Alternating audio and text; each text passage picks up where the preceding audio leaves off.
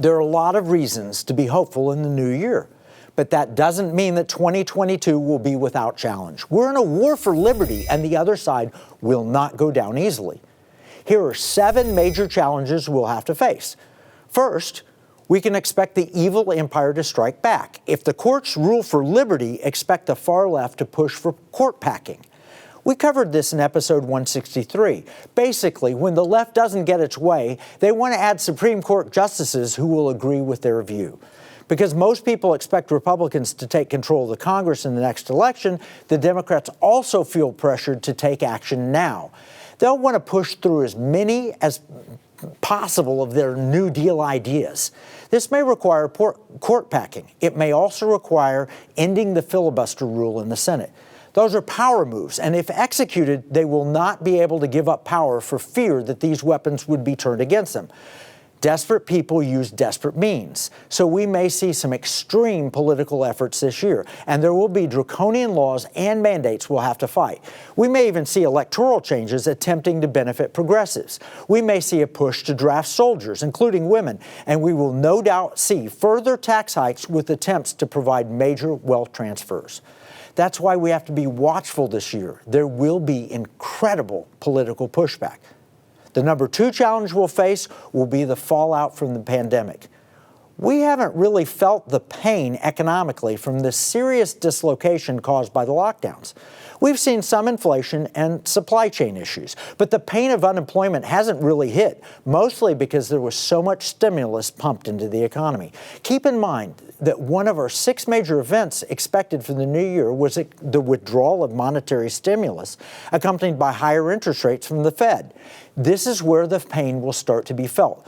Think of it like going off pain meds and into physical therapy after a bad accident.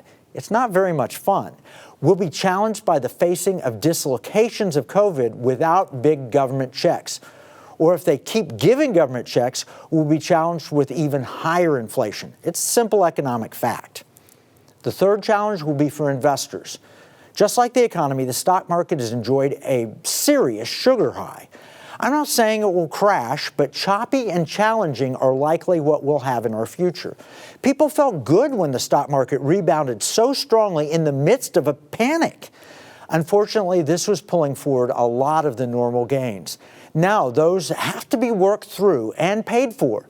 This will start in 2022. Expect a difficult investment landscape. The fourth challenge will be budget woes and a serious challenge to the U.S. dollar.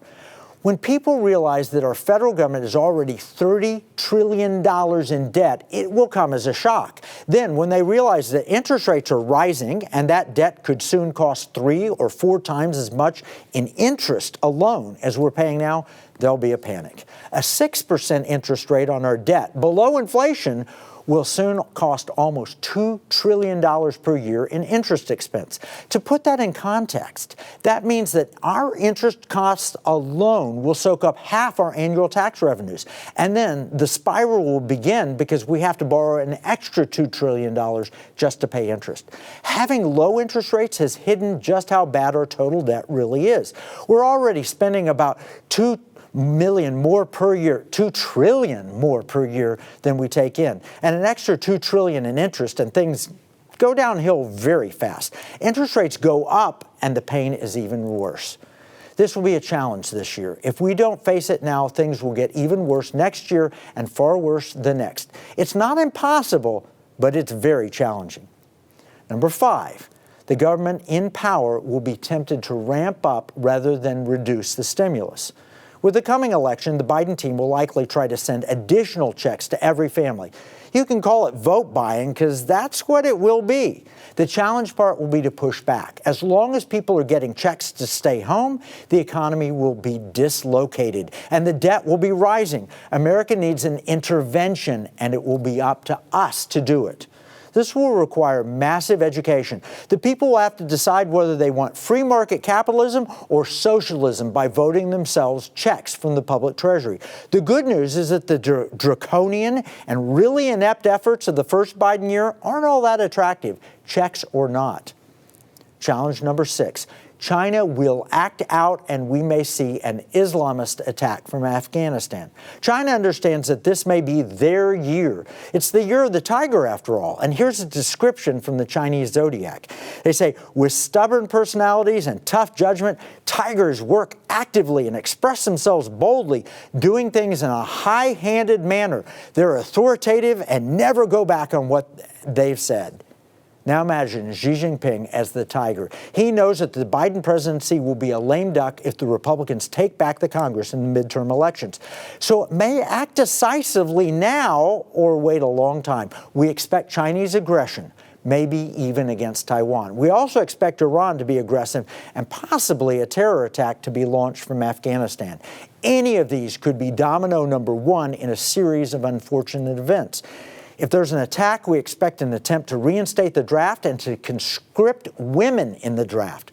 Biden and team will be hoping that the patriotic goodwill that supported Roosevelt, Truman, and G.W. Bush would help his political standing. I don't think it will, but they will certainly try to get a wartime halo if at all possible. This will make Biden seem hawkish even as he sold us out in Afghanistan. Look for the administration to speak loudly even though they carry a small stick. Saber-rattling, especially in the media, will suggest we're getting close to war. Ironically, I expect this to backfire and actually hurt Biden's polling. His far left wing is against a strong military, and the conservatives will never trust him. Despite all this, we do believe that there will be a summer of international struggle, and that will only add to the other challenge we will face, even with the Olympics. Challenge number 7, we'll have energy problems, including serious threats to the grid. We already know that the Biden energy policy is crushing domestic energy development and making us more dependent on expensive foreign supplies. We also know that demand will grow as the economy reopens. Add to that the push for electric cars without new power plants. Together they spell energy crisis, maybe one in the winter and another in the summer.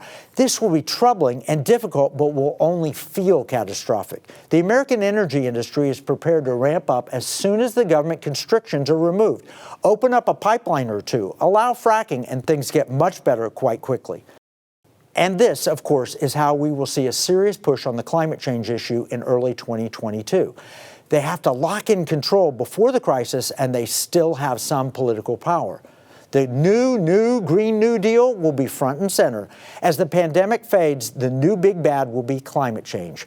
I don't believe this will work out very well. The government lost so much credibility over COVID that it'll be tough to get the voters behind draconian climate controls. Bottom line from all 7 challenges is that this is a time we must fight for truth, justice, and the American way. But if we do fight, we have a very good chance to win, not just for ourselves, but the next generation as well. As President Reagan said, if not us, who? If not now, when?